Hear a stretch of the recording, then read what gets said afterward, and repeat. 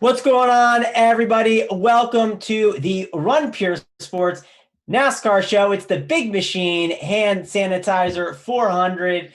I'm your host, Travis Mangone. I'm back in a two-man booth, just the two of us. We get to hang out, have a good time. It's 12. I don't know if you brought lunch, Coop. We can hang out and eat lunch together, but it's me and Coop. So, Coop, how's it going over there, man? Doing well, man. I just finished my lunch, so sorry about that. Just sitting around sweating some golf, and then I got to try to figure out. There's about three or four drivers I'm still undetermined on this afternoon, and I need to choose like two of them. So thinking about that. All right. Well, I'm behind Coop. I'm still looking at the slate, still kind of diving in, getting my breakdown and everything. But I have a general idea of how I'm approaching it. You're the NASCAR expert. You're the guy who's going to tell us everything. I still haven't had my breakfast, Coop. So, but I'm ready to Oh, go. I started looking at I started looking at the NASCAR. When I got up, just wanted to make sure everything looks good, and I'm feeling good about this race. I kind of like how things are shaking up. I hope you lead me in the correct direction with some of your analysis, but. I like the way this is kind of breaking. So how about, you write a course strategy, preview article. It's on our site, Run Pure Sports. If you guys want to check it out, be sure to check it out there. How about you give the people a little, update on that article? What's kind of in that, talking about the strategy and the course? so real quick before we get to there, it's afternoon, man. Are you gonna eat breakfast for lunch, man? Or are you gonna eat lunch for lunch? Well, I like to kind of I like bagels, so I do like a bagel for lunch all the Okay. time. So I try to do 2 meals a day. I'm not really a 3 meal a day kind of guy. So You put I'll any have something small. meat on there, or you just eat a Uh, plain bagel? I'll get either, butter or cream cheese, or sometimes I'll do the bacon, egg, and cheese. It just depends. So depends on the mood and what I'm in the mood for. But not today. I'm gonna go light so I can have a nice, good dinner tonight and watch the NASCAR. Well, you got all them fancy bagel shops up in New Jersey, right? You go Oh out to one yeah, of them. we got the good stuff here, man. That's the one thing I will say about New Jersey. We got the good bagels, the pizza, Italian food. So yeah, I can't get away from a good bagel here in New Jersey. All right. So, anyways, back on track. We got the Brickyard today, and it's very similar in some aspects to what we saw last week in Pocono, where we have a flat track. This one has four turns versus what we saw last week with three. This track is also tighter than what we saw in Pocono, which is going to lead to less passing. And then also there's a greater high chance that you see multiple car crashes here because of how tight the track can be. So the big thing that's going to play a different factor than what we saw last week is the heat. It's going to be 90, 95 degrees, in Indianapolis today. And that's going to make this track slick. The cars are going to be all over the place.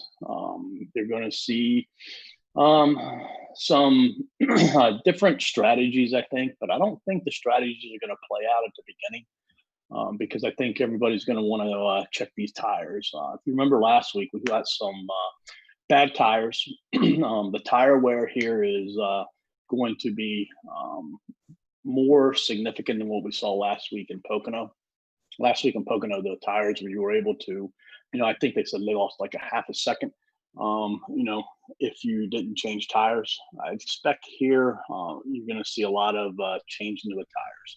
So they have 9 sets, 8 to change. They got what they have on. So I think tires are going to be very big today. We'll have to wait and see.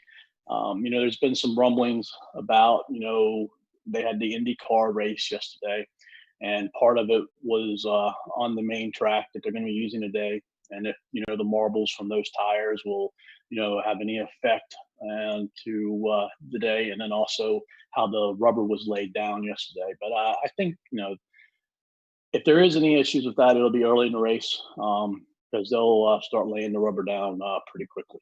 So that's what we got. We got 160 laps, 3 stages, 50, 50, and 60.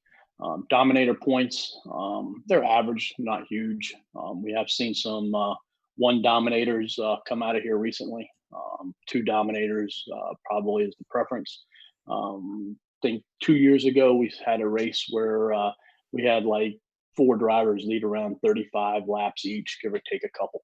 So that's an also possibility. But you're going to see a lot of caution flags today, and I think you're going to see a lot of accidents. Well, that should be a fun race, Coop. I'm excited to see how it all breaks down. You mentioned the heat, right? And where my brain went was Kyle Busch. Well, we won't get to him yet, but I'm curious if maybe you're going to pick him as your winner this time. We'll have to see. I know Kyle Busch is normally good in the heat, right? He's a Vegas guy and everything, but Yeah. we'll get to that as we get going. But let's talk about the first driver. We got Joey Logano at the top, and let's talk about him on an island by himself because I think he's going to be a pretty popular guy. Seems like he's going to gain a lot of traction and ownership, Coop. How do you want to approach him on this race? Because he's a guy so far I've been plugging and playing in a lot of my lineups. Yeah. I've seen 55% ownership, on Logano. I think that's a little high. I think more in the 45% range is what I'm thinking about. The price is what's making him playable. I think some people are going to look at the last couple weeks where we've had all the strategy and him not sitting in the right position and fade him for that reason. And then also look at his recent results, which has been not the best. So I think that's going to keep him from hitting the 50% plus range. But no doubt he's going to be popular. The thing I like about Logano is he's done well this year when he's had clean air, and he's going to have clean air from the beginning. And if you look at the last five races here at Indianapolis, it has favored the pole sitter to get the early lead. So I definitely think he's going to pull out and he's going to take that lead. The big question then is, what happens in lap 12? That's the competition caution. Does anybody stay out, or do they all come down and get tires? I think they're all going to come down and get tires. I think the strategy piece will not come into play until possibly the end of the stage. Might see somebody, pit before the end and then move on and try to get the track position at the beginning of it. But I think, these tires are, going to be a big thing for the drivers today. And I think everybody's going to pit at the initial. So I think, it looks good for Logano to lead, the majority, if not all, of the first stage. So, that's going to be tough to fade him if he does. All right, real quick, guys, if you could please hit that like, hit that subscribe on the video for us. Subscribe to the channel so you can catch all of our content that we have going on over here on the Run Pure Sports YouTube with basketball starting up, baseball. We're gonna have tons of content coming, guys. We got some PGA content that we give out. So guys, please hit that subscribe if you want to check it out. Hit that like; it helps us out for the video. I just hit it right now, so please, if you guys could hit it, that would be much appreciated. Real quick, Coop, you do the playbook, right? You mess with the core plays too. Why don't you tell people a little bit about the playbook for them? Obviously, don't give out all the plays, but tell them kind of what it's kind of what it is. We break it down into 3 or 4 sections depending upon the race and the type of race that it is. We have our dominators listed. Then we have some place differential guys listed. Then we have the value talent drivers at the bottom, drivers who we think is going to perform well at a cheaper price. And then we have a small section for drivers that we feel, they don't have a lot of upside as far as point differential, but they have upside in races where finishing position is important. These drivers are usually the lower end of the GPPs. They're risky. So we have that. And then the last piece is we have the fade section. So it's something where you can just, take a quick look, make a lineup within 15 minutes, if you're crunched on time, and go from there. It's had very good success over the years, and a lot of people have raved about it. Yeah, and it's just like a one-stop shop, right? Where you can just find everything. You don't have to go to one article, go to another, go to a projection system, you grab everything. It's all just in one location. So I love it. Think it's great. Wanted to kind of talk about that before we dove into the next set of drivers. And let's go with the 2 through 5. We'll go with Kurt Busch, Alex Bowman, Justin Aguiar, and Eric Almirola. So what are you doing with this 2 through 5? These are not the sexiest names of drivers, and I don't think these are guys I have too much interest in.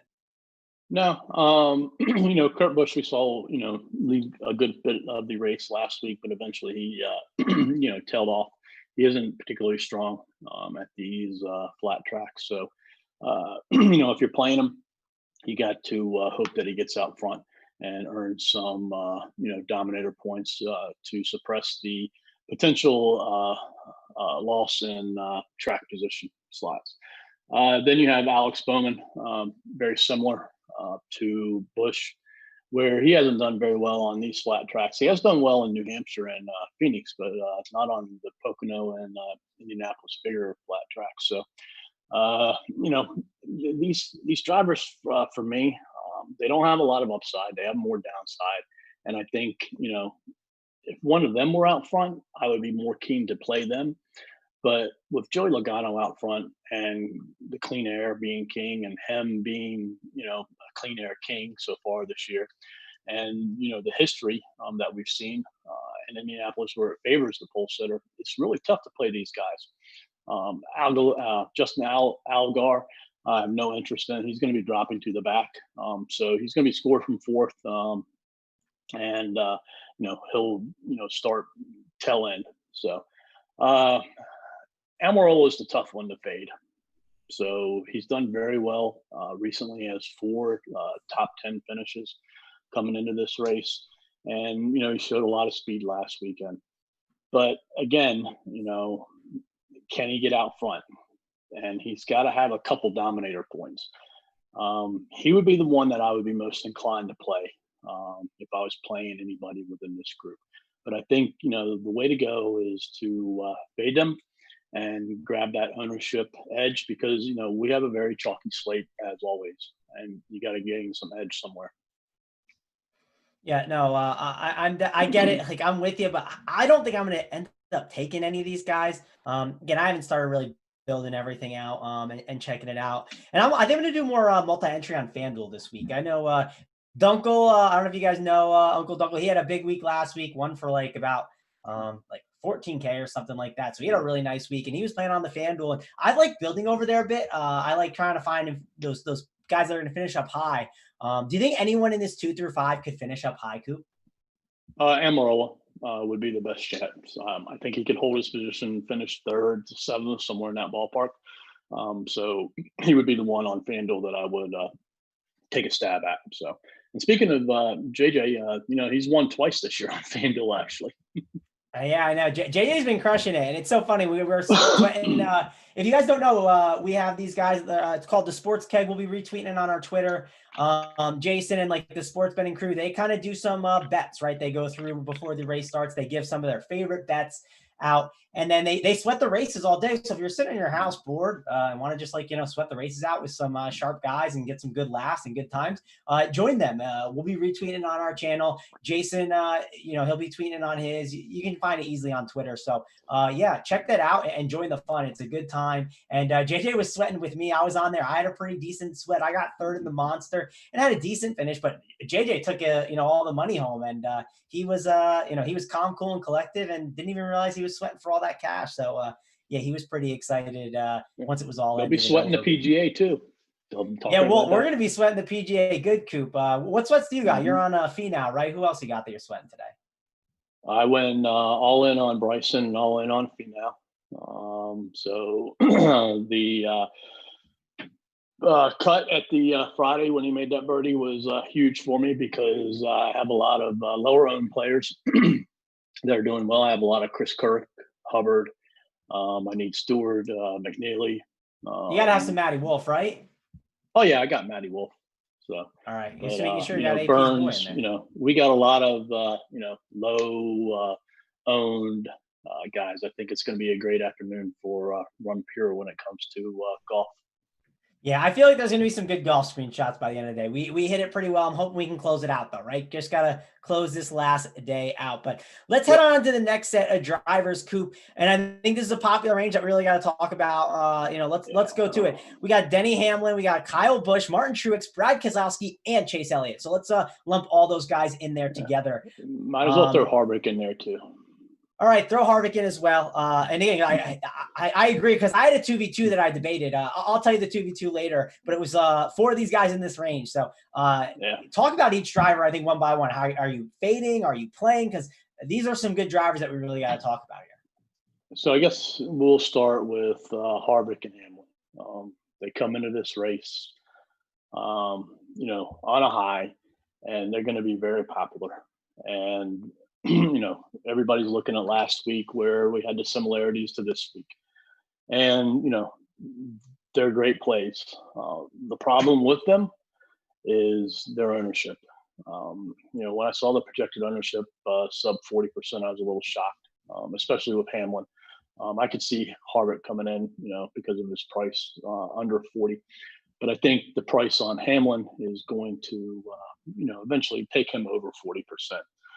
And, Hamlin has 4 straight finishes of first, second, third, and fourth. So on paper, these 2 guys look phenomenal. So, you got to make a decision. Do I want to stick with them and ride it out and then try to differentiate somewhere else, and take the chances of, running multiple lineups that are the same with other people? Or do I want to differentiate somewhere else? There's easier ways to differentiate at the top than what there is at the bottom, strictly because there's more drivers to choose from at the top than what there is at the bottom who legitimately could do well. So that's your first big decision that you got to do. And then you got to figure out, do I want to play Hamlin and do I want to play Harvick together? So, or do I want to, put them one with Logano each time? So, those are the decisions you're looking at. My preference is to fade both of them, strictly because of the ownership edge. Hamlin's coming in on a high, but I'll ask you this: heading into last weekend, do you know who the hottest driver was going into last weekend? I would say probably Kevin Harvick. I'd say, or Blaney. Blaney's been good too. Yep, Brian Blaney. And what happened to Blaney last weekend? He had 2 finishes outside the top 10. So things can happen. Harvick. I would feel more comfortable fading Harvick than what I would Hamlin, because Harvick, has had some, bad races, so to say, this year. The other thing that keeps me, off of them, they've done well here in the past. All right. But the average green flag run here is around 11, 12, 13 laps, somewhere in that ballpark. These 2 drivers, they're not fast off the get-go. It takes them some time. They manage their cars, they manage their tires, and that's where they get their speed from. And I think, unless we find, a couple, long green flag runs, they might struggle to get up front. And then, the strategy piece, they've been perfect with the strategy. Their pit teams have been awesome the last 2 weeks. So, is there going to be a letdown there too? So, hey, maybe I'm just talking to myself into it and trying to find reasons to fade them. No, but that's the way I want to go this week. I think, there's just going to be so many duplicated lineups with the 2 of them in it. And there's so many. This is a good race because there's going to be some attrition. There's going to be, some wrecks, and there's going to be some weird things that happen. And the last piece is it doesn't necessarily have to happen to them. If they finish where they start, they're not going to pay off either. So it doesn't necessarily mean they have to get into an accident or anything of that nature. So that's where I'm going this week, fading those 2. Then you have, the other drivers left. Who are you going to choose between? Because all 4 of them don't have the best history here at Indianapolis, and they're not necessarily running the greatest coming into this race. I think the easiest one to eliminate would be Truex. He hasn't run well here or at Pocono over his career, and he hasn't showed a lot of speed here recently. So he's going to be a good GPP play because I think out of these drivers, he's going to come in, the lowest owned. Then you have Chase Elliott, who's the other one. He's starting farther back. He doesn't have great history here either, but he doesn't have a lot of experience here either. He ran well last weekend at Pocono, but I think the price is what really is concerning with Elliott because he has to get some dominator points to be effective. So you got to look at it from that perspective. Can he get up there and get those dominator points? Then you have Keselowski, who of these four drivers has the best history here. He also is driving for Penske, who just recently purchased this track. So there's some added pressure there also to perform well. But is that pressure, Coop, or is that narrative street? We got a little Penske winners coming today. I think so. I would say the more the narrative is that Brett Keselowski is not under contract next year, and him and Roger Penske don't have the best relationship with each other. So you could say, it's more that Brad wants to step it up and really put it to Roger this weekend and show him, hey, give me the bucks or I'm going to go somewhere else. This is what I can do for you. So, we'll have to wait and see and find out. But, Brad's been strong. His results, he's consistently finished in the top 10 here. It's just a matter of can he get up front?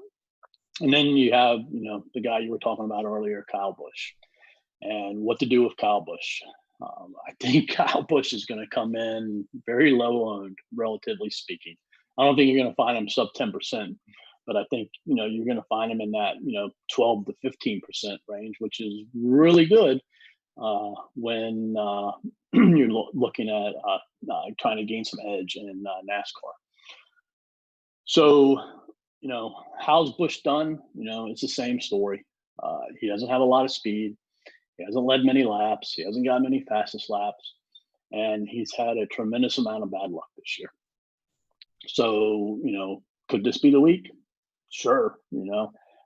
Everybody who said, he's being hurt from practice, not having practice. Well, he had a practice last weekend, came out on Sunday, was running well. And then Ryan Blaney, just decided to run into him or do whatever you want to call it and took him out. So the finish wasn't good, but he was running well.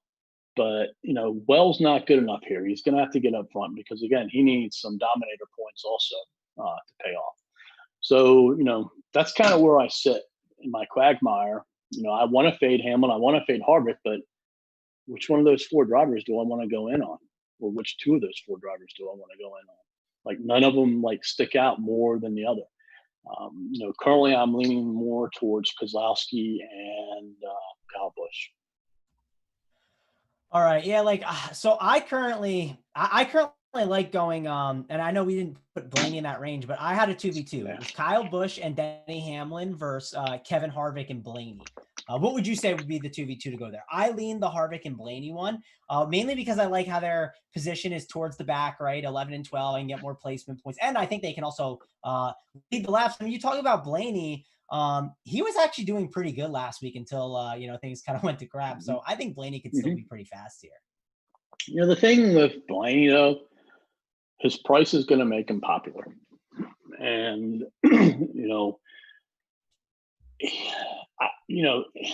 I just couldn't, I don't know if I want to pull the trigger on him and put my ownership in other places.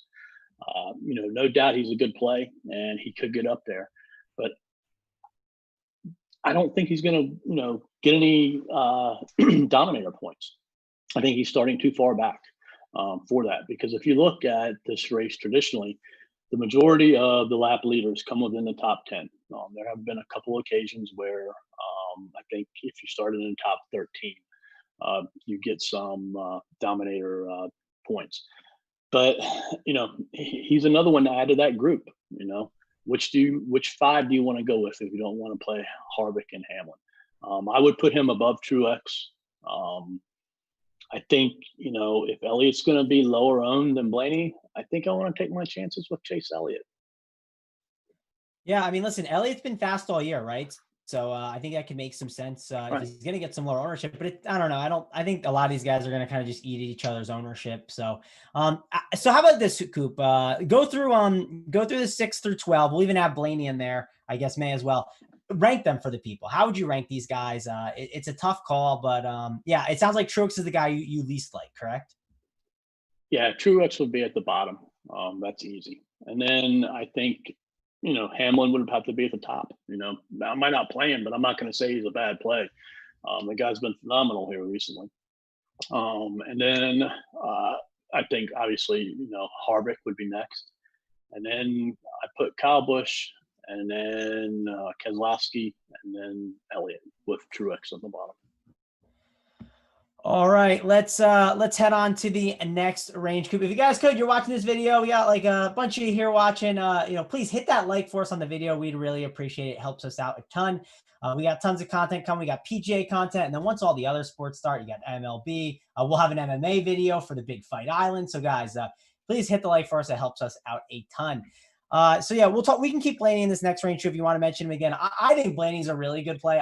I think I'm in on him, Coop. I know you talk about the ownership. Listen, I just think a lot of these guys are going to cut into each other. But Blaney's there. Let's see if you can talk me to anyone else though. You got Tyler Reddick, Ryan Newman's pretty cheap. I know he's starting 14th. It's kind of high, but still, that's a cheap price tag on Ryan Newman. We got Matt DiBenedetto at the 15th slot. He's been racing pretty well as of late. Austin Dillon, and then we'll even throw in Bubba Wallace. So the 12 through 17. What are you doing there with that range, Coop? Tyler Reddick, I have no interest in. Not his track that he's comfortable at currently. He likes the high banking tracks, and this isn't anything far from it. So his price didn't go down tremendously. If his price was more in the high 6, low 7s, maybe I'd have some interest in him, but I'm gonna pass. Ryan Newman's next. The interest I have, the reason I have interest in Newman is strictly because of his price. He's at 5.8 K, I think, and if he stays where he's at, he can pay off. He's a tough cookie to pass. He's going to stay, within that range. He has some top 10 potential. I think for me, it really comes down to ownership too with Newman. Because if I see him gaining some traction, I'll take the chances that, he finishes 16th, 17th, 18th versus, 10, 11, 12 and fade him. So, I don't see him, being top 5 and busting the slate out or anything like that. But he could, go one way or the other way. It's just a matter of, what happens. Matty DiBenedetto starting 15th, I think, is a real strong play. Do you have the current? Did you check the current ownership projections on him? No, I don't. It's okay. Probably. I don't know. I can check and see if I can find what we got here in the playbook. He was very strong last weekend in Pocono, and his price went up to 8.3, which with his starting position of 15th. Could suppress his ownership, and I think he's a solid GPP play because there's several other drivers sitting around him, that could do very well and take ownership away from him. So I think he's one of the sneakier, elite, upside type of plays. In the past he really hasn't done great at these flat tracks, but he's in better equipment now, and he showed what he could do last weekend, and he had a fast car. So. Definitely have a lot of interest in. Yeah, we got 18% on DiBenedetto, by the way, and he's actually on FanDuel. He's kind of a guy that I think rates out as like not a bad play there too, because I think you just talked about it, right? How he's like been finishing really well, and finishing position is good over there on FanDuel, and he's like a mid-tier driver. So I think he's a guy over there to consider as a play. I know we don't talk as much FanDuel here, so I wanted to mention that he's a guy that was like a last guy in for me so far. He was the in the winning lineup for JJ last week on FanDuel, so. Yep, he's been again those high finishes he's been getting. So those are the things that are good over on the FanDuel. Yeah. So the last two drivers is Bubba Wallace and Austin Dillon, and they're kind of borderline fades / great GPP plays because the price has gone down on Bubba Wallace, which makes him more playable, but he still has to get up to like 13th, I believe, to pay off. He's going to be low owned. And the same with Austin Dillon. He's going to be low owned. I prefer Austin Dillon strictly because of the experience piece.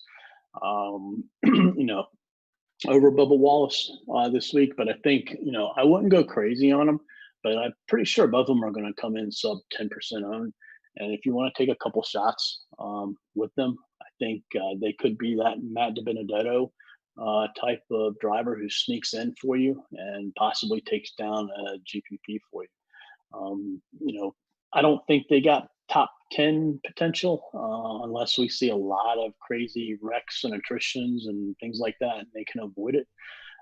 But, again, don't go crazy. But then you could also fade them and then take that ownership edge, which isn't going to be much. But I'm more inclined to take my chances on Austin Dillon. All right, let's head on over to the next range of drivers here. We got William Byron starting 18th. He seems like a guy that I might get a good amount of exposure to, kind of like this spot for him. We got John H. Nemechek. We got Chris Buescher, Matt Kenseth, Clint Boyer, Eric Jones, and we'll also throw in Recky Stenhouse as well. There's some guys in here that I like. William Byron, Eric Jones, and Clint Boyer are probably the three that stick out to me as my favorite. How about you, Coop? Oh yeah, definitely. Those three. Boyer did great last weekend, and he does good on flat tracks in general, and he's going to be a popular, GPP play. Jones, same way. He had a great history at Pocono. He had a solid race last weekend, and then another disappointing race. Which Jones has the tendency. It seems like half the time when he's a great play, he does well for you, and the other half, he spins out or finds an accident or something crazy happens to him and he disappoints. So you got to take your chances on him. And figure out which one's going to happen is impossible. So you just got to be patient and deal with it. Those are going to be the two most popular by far, I believe. So do you play them together or do you play one or the other? They start next to each other. They're basically fighting for the same upside because, I don't think either one of them has dominator potential strictly because of their starting position. But you never know how things play out. The next favorite, obviously would be William Byron. Great history at Pocono, done very well in his limited appearances here. And he's another driver who has had bad luck. So I think the best thing to do is, you can have some Jones and Boyer together, but I think, putting in a Byron with one of them will help you with the ownership because Byron's not going to be nearly as popular as the two of them. I still think, he'll be in the upper teens, hopefully not much more than the low 20s. But, the luck's going to change for him eventually, and I can see him getting a top 10 finish here too. Yeah, so here's a question I had for you, Coop. And I was just kind of, obviously like building lineups and been thinking about it. Clint Boyer, right? He's in that range. He costs $9K. I know Byron's at 8.72, so you can maybe plug him in that kind of conversation as well. But they're just below like the Blaney's, the Keselowskis. Do you think that like Blaney and Boyer is probably a good conversation, but it's only a $400 difference. Do you think going to a Boyer is much more worth it because of where he's starting? Compared to Blaney, like you think it's that much worth it where you should go to there instead? That's the one thing I've kind of been thinking about with at least in my builds, and wonder if other people are thinking that too, because the difference between that range of guys, it's only like $1,000 or like 400 or 600. And is that placement worth it enough where you want to go to a Boyer or maybe a Byron? I think the thing that hurts me, again, I hate to say it, is going back to that ownership piece. If Brian Blaney was in the 12 to 14% range, I would be much more inclined to go to him. But if he's going to be over 20%, I'll take my chances with Clint Boyer and try to be, more popular, more over the field than what people are on Clint Boyer than Ryan Blaney. Okay, so it sounds like in a vacuum, you like Boyer is a better play than kind of some of like a guy like a Blaney in that range. Here's another one I had when you're talking about that range. I obviously, Eric Jones is going to be popular. I totally understand that. I get that. So I know it's not the exact same price, but it's the same kind of range in the driver spot, right? 23 versus 24. Ricky Stenhouse, right? People aren't going to play Ricky Stenhouse, really, it doesn't seem. So is that a good tournament pivot? What are you kind of thinking about that? Again, his name's Ricky Stenhouse. And he said there's going to be some wrecks today. So talk to me about Ricky Stenhouse. He's a good tournament pivot. He'll probably be, in the 8 to 12% range is what he typically falls in. And, I won't go crazy with him today, but I will definitely have some Ricky, and we'll be over the field. It won't take much to get over the field. He does scare me more on this track than what he has on the higher bank tracks. These flat tracks, he doesn't have a great history. So, my thought process going into this was, if Ricky Stenhouse was going to be, around 20% owned, because he had some solid results last week, and then, plus his starting position this week could equal out to more ownership, I'm going to fade him. But seeing that he's not, that people aren't thinking like that, and he's still only going to be 8 to 12% owned, I'll take my chances on him and hope that, somehow he keeps clean and ends up finishing, 13th to 16th and getting some points. So, I'm not as crazy high on Ricky as what I have the last couple of weeks on the high bank tracks, but I will have some. Alrighty, yeah, I was just curious what you were thinking about that. Let's go to the next set of drivers. Well, we got Matt Kenseth in here still. Oh yeah, you didn't talk about him. Yeah, we haven't touched on him. He's been an enigma for me. Played him a lot earlier this year, and he was not good. He had a good weekend last weekend. So, I'll go back and jump back on him again this week, and hopefully he can do well. I like, matching up these drivers differently. I think being a little different, if you go with a Matty D, William Byron, and a Kenseth build and stay off of Boyer and Jones, or if you go with two of them and then one Boyer and one Jones is also a little bit different. It helps you. I think, it just is a little different. The one thing that hurts is all these guys are starting in similar positions and they're starting and fighting for, those same points. So, I do have interest in Kenseth, and I do want to be overweight on Matty D, Byron, and Kenseth to plug in with Boyer and Jones, because I don't want to just play Boyer and Jones together. All right, here's a question. When you mentioned that, I kind of had that came to my mind. They're normally in like the same range. At least I feel like they've been for the past couple of races. Kenseth versus DiBenedetto. If you had to pick one, obviously they're starting in different positions, but who do you think scores more points if you had to pick one guy there? DiBenedetto. All right, DiBenedetto it is. Let's move on to the next range now. Here we go. We got Joey Gase, we got Brendan Poole, Michael McDowell, Garrett Smithley, Ty Dillon, your boy Cole Custer, who I'm sure you're going to make me talk about, and we'll talk about Corey LaJoie as well. So we'll go from 25 to 31. What are you doing here with this range? I'm guessing Custer's your number one, Coop. He's number two. All right, tell me who's number one then. Sorry to disappoint you, man. Yeah, who's number one? I'm curious to hear now. Ty Dillon is my number one. Ty's done very well on these flat tracks, and his price has gone down just a little bit. And if you look at his ownership the last couple of weeks when he was, right above 7K, it wasn't very much. And I don't expect it to be very much this week. And, I like him. And then not far past him is Custer. I'll have a lot of Custer, but I think the industry is going to be on Custer a lot more than what we've seen the last couple of weeks, because people have been talking about him. He had a very good weekend in Pocono. He's very good on these flat tracks over his Xfinity career, and starting 30th is very good spot for him to gain some positions. But those are the two that I'm really focused on in there. I will have a little bit of Corey LaJoie. not much. Michael McDowell, is another one. I'm just going to fade and hope that his luck continues to be on the bad side and not the good side that it has been previously. So, and then real quick, I think we didn't mention Chris Buescher also. He starts 20th, and he's also a solid low-owned GPP play.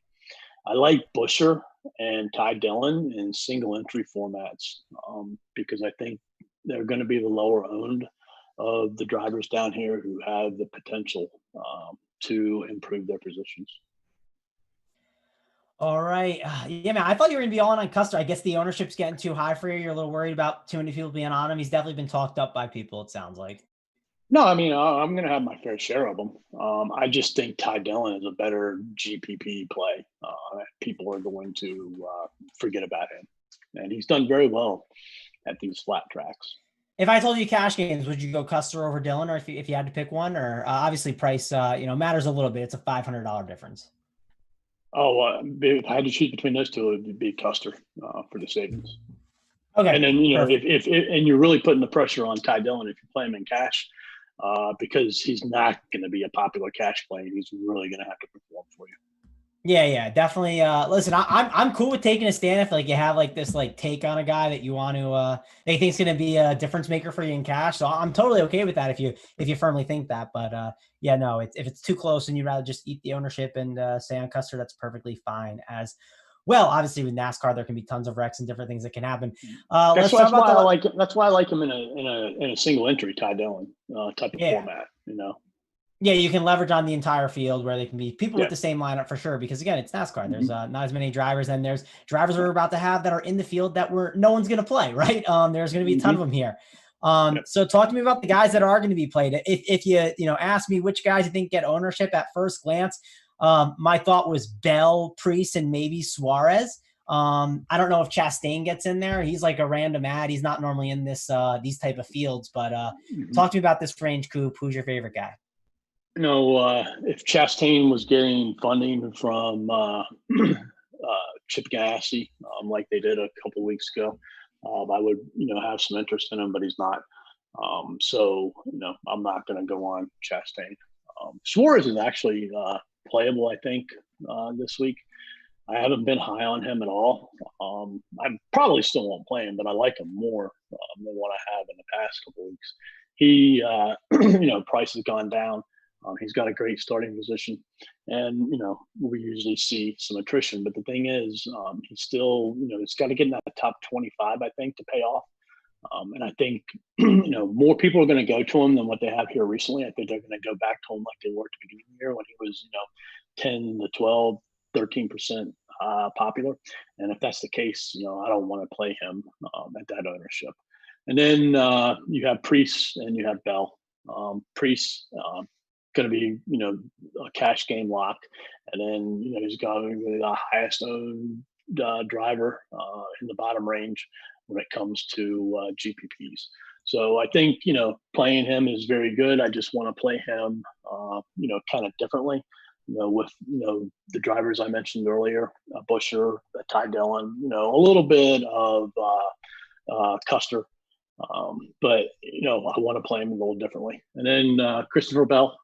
The price is just too much for me. I know he made value the Saturday race at Pocono, but I'll take the chances that history doesn't repeat itself, and the history that does repeat itself is what he had in Xfinity, which was not very good. And back to Bell, though, I do think he's playable on FanDuel because of the price, though. Yeah, that's what I was going to mention. His FanDuel price is $8,500. Is he just like a kind of a cash lock? I mean, the one thing I will mention, obviously on FanDuel, sure, placement matters. Going from 35th to 20th will be big for him, but it's not as big, right? It's a 0.5 points rather than 1 point. So that placement of finishing in the top 15, top 10, that matters a ton on FanDuel. Like I said, I think that's I noticed that's the thing that matters a big amount. And I one thing I like to do, and I'll kind of go over some Vegas odds here in a second. I like to look at the, especially for FanDuel, I like to look at the top 10, top 5 finish, what the odds are for them to finish at that when I'm building out some of my FanDuel lineups. I think that's a really good thing to look at. But yeah, what do you think of Bell on FanDuel? Is that a guy that you think is just like tournaments, right? Would you want to be like super overweight on him? Is the price just too cheap? It's just such a big value. I don't know if I want to be super overweight. I want to be closer to the field, maybe a little bit under on him. I don't know what his ownership was last weekend on FanDuel, if it was crazy, because he's kind of in the same situation, he was last weekend. So I kind of, refer back to that and go from there. But I don't know. To me, like if I'm playing DK and I'm playing FanDuel and then I have one driver on one side and another one on the other, like, what do you want him to do? You want him to do good or bad? Because if he does average, he's not going to help you on either one of them.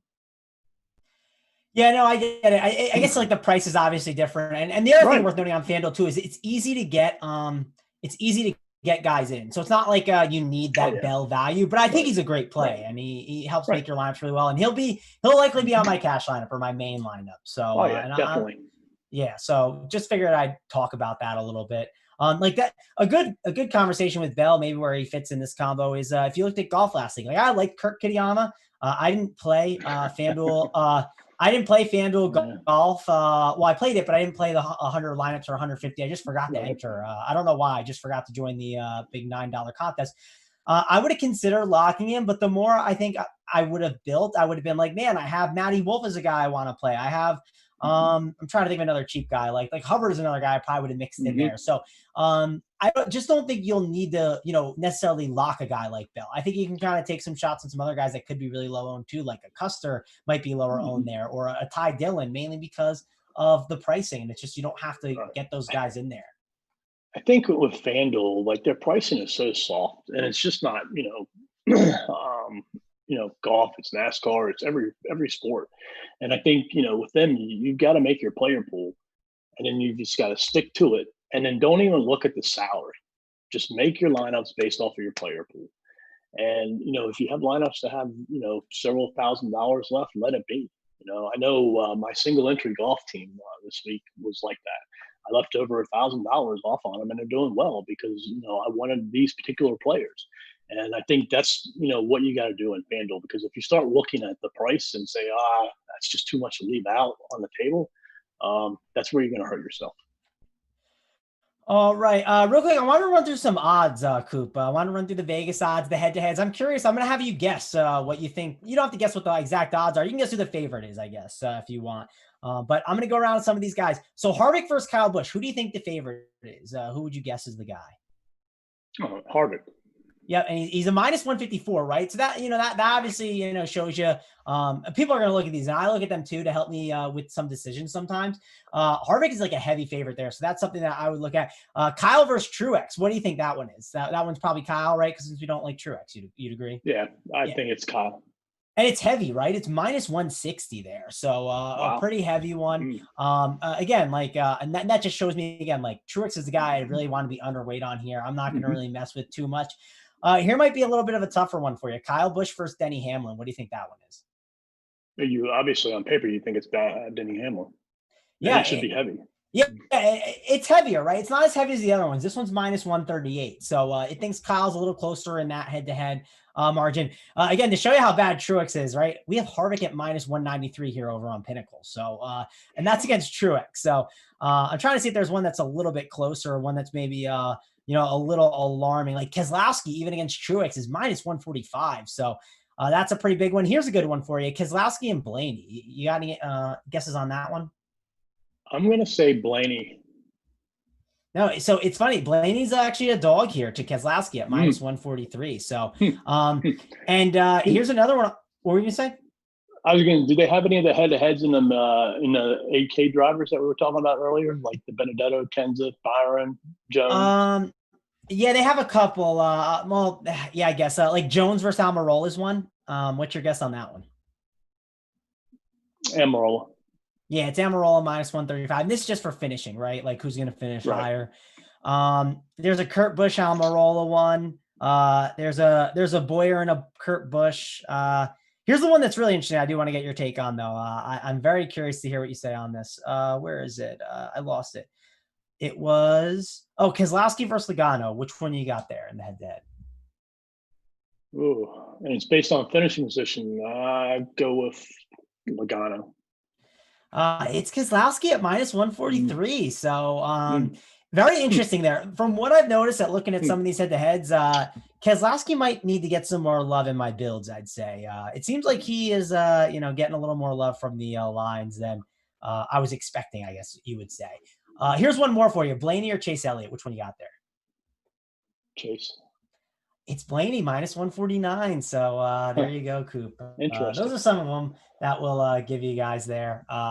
But we'll fire off some questions here for the people in the chat. We had some questions here. Here's one: Kyle Busch or Elliott in a GPP. What do you think, Coop? Cowboys. Kyle, it is.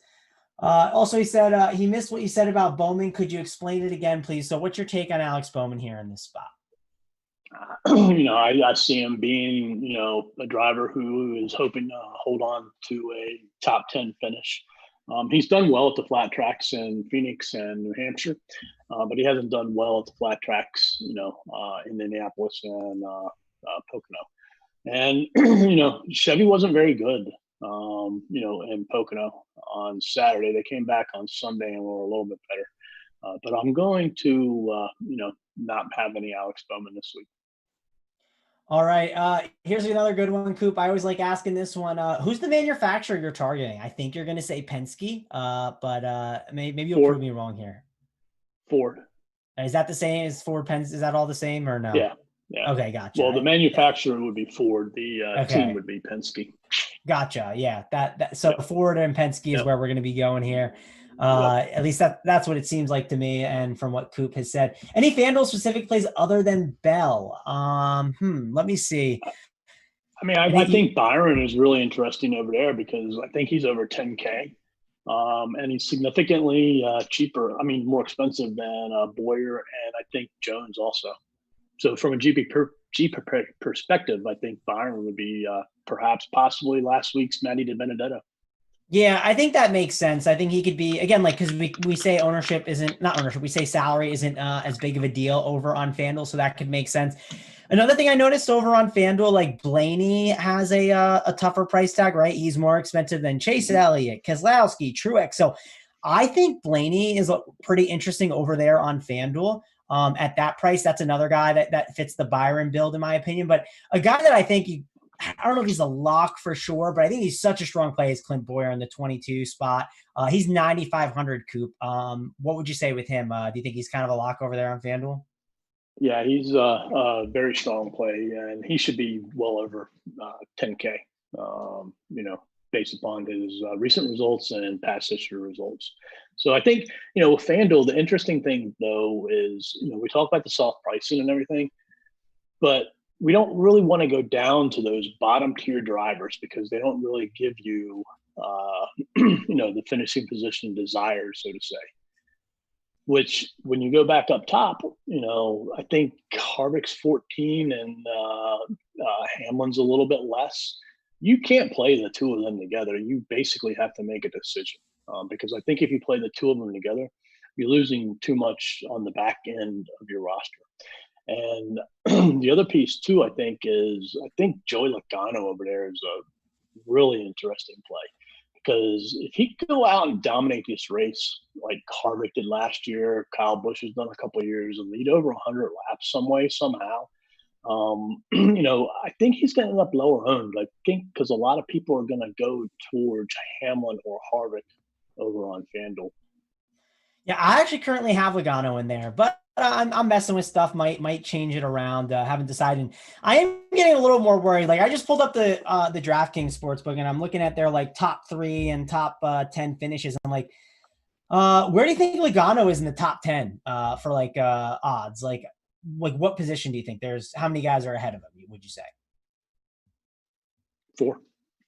Yeah, it's 3 guys. So it's Kyle, Denny, and Harvick. Harvick's number 1, Denny's 2, and then Kyle is 3. Yeah, Keselowski right behind Logano there, but not by much, only by 20 cents. So, yeah, I thought that was interesting. It's funny. We talked about how much we don't like Truex.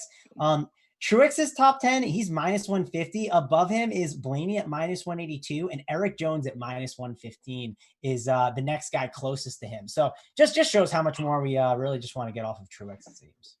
Yep. That was a pretty high number, though, for Blaney, wasn't it? Yeah, I mean, minus 182 for the top 10. It's a nice spot for him. And his top five is plus 325. I'm trying to see if there's anything else that jumps out that is interesting. Like Clint Boyer's up there. He's right next to Almirola.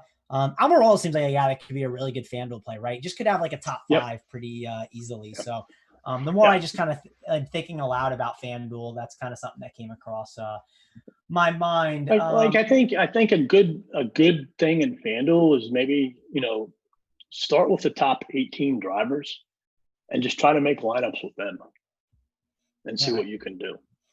I don't disagree. I definitely think it's something worth looking at because again, like I'm trying to get that finishing position. I think that's super important.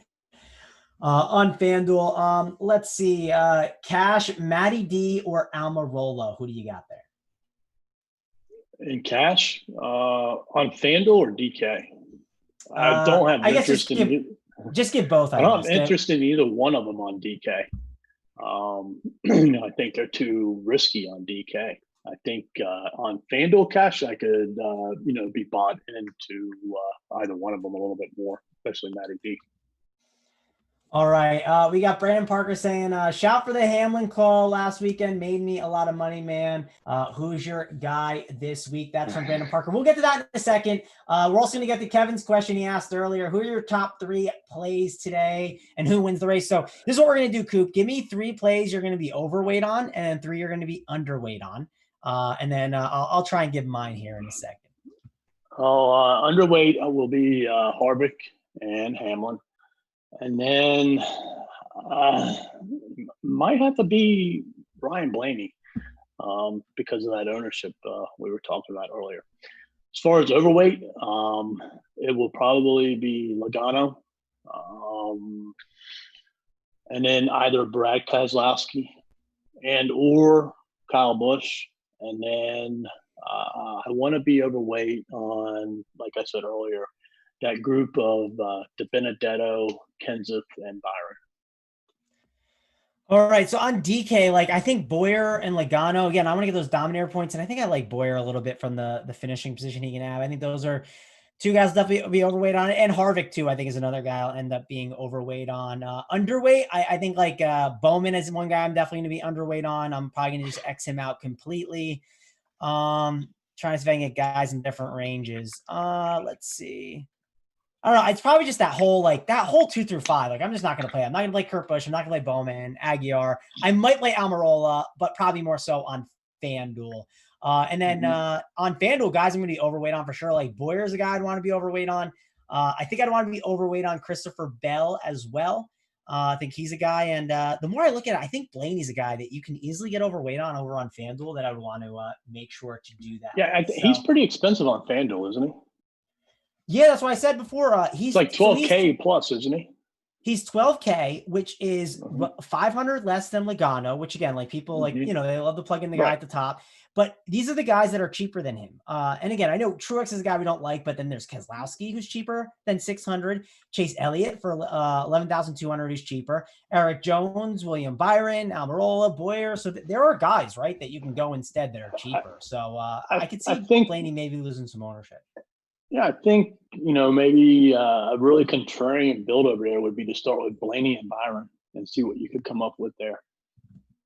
Maybe you don't need both of them. Maybe it's just one of them. But, I like, those two of them on FanDuel contrarian-wise who have upside.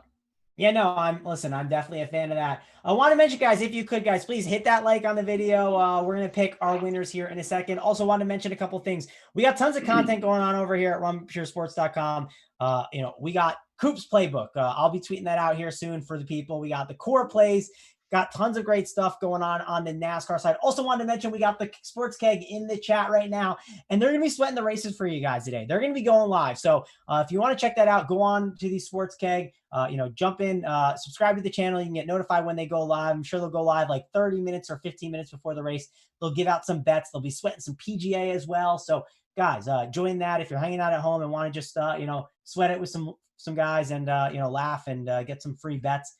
That's the place to do it, guys. So head on. Don't forget, JSU had a good night last night. And I don't know what exactly it's called. I call it the outlaw version of NBA.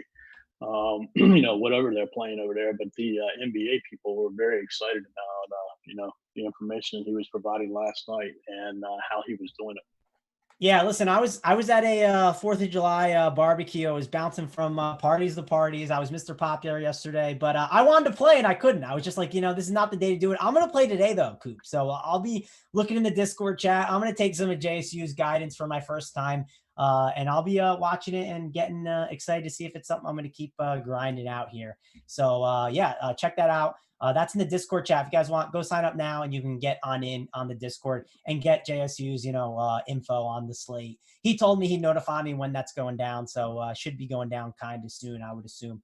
But listen, let's pick our winners, Coop. So I'll let you go first. Who's your guy that's going to win this race?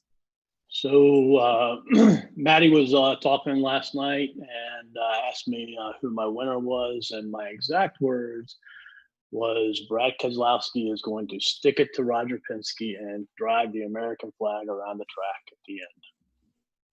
Listen, I like the Keselowski call, especially looking at some of the Vegas stuff. Like, I don't know. It just seems like maybe it was because it was lower on Keselowski jumping on this show, but it seems like Vegas likes him a little more in the head-to-heads than I expected, I guess. So I'll dive deeper into that. So I think that's a pretty good call. I'm going with the Penske guys too, but I'm going with Blaney, man. I think this is one that Blaney could get up there. I know you said these guys in the top 10 can't lead laps or haven't really led too many laps, but Blaney has been the difference maker this year. He's really been a different kind of driver. I'm in on Blaney. I think he's a really good play. I think he's going to make my DK cash line up. I know you might not like that as much, but I'm still debating. I'm still going back and forth because, again, I like Boyer too. And based on the way placement works, it's kind of tough. But I think Blaney could win this thing. So for cash on DK, obviously Priest is a lock. Boyer is going to be a lock. Is Jones your third lock? For cash, yeah, probably. I mean, it's hard to get off them. The price is just really good. So I currently believe I have Jones in my. Let me just check one last time to make sure. I don't want to be saying the wrong thing. I'm just hitting the refresh. But yeah, I have Jones plugged in there. Yeah, Jones is plugged in there. So yeah, it's a pretty good team from what I'm seeing. I like where I'm at, and I'm just debating at the top, right? Maybe making some changes here and there to see, because Keselowski is the guy. The more I look at it, Keselowski is the guy I might even move in there over Blaney. The price is close, but I have to make a couple changes here and there. At the end, if you have one driver to pick in cash, and it's between Joey Logano and Denny Hamlin, who do you choose? I'm going Logano. It's just those lap sleds are just too tough to pick. So yeah, you got to make some choices with these drivers at the top. It's not an easy one. And we got these nuts asking in the chat. He's saying, can you post the top 10 and top 5 Vegas odds in the Discord chat? I'll go and do that now, right when we get off the air. That'll be the first thing I do once I get off of the Zoom call, because I can't, because the Draftkings doesn't let me. They try and ban me if I'm on, so I can't get on until I'm off the Zoom call. So once I'm off, I'll make sure to do that for you. Is Kevin Harvick playable in cash in your mind, or is he too expensive? Yeah, I'm looking at builds with him too. Like I'm mixing and matching all these guys. I think there's a lot of different routes you can go, Coop. I think there's a lot of 2v2s to look at. So I think he's totally playable as well. So I'm excited. I like this week a little bit. So can't wait to kind of keep building out some lineups here. And I'm going to be doing some more multi-entry here, Coop. So I'm excited, but we got to get on out of here, guys. Thanks a lot for joining us here. Coop has Keselowski to win. I got Blaney. We'll have to see who the winner is. And don't forget to check out Jason and the Sports Keg. They'll be giving out winners pre-race. They'll be giving them out during the race. It'll be a good time. They went like 3-0 last week, and I profited from it. So I was very happy. I'll be there joining them, in the chat, watching and sweating the PGA and the NASCAR with them. But we got to go. For me, Travis Mangone, and Coop, we're out of here.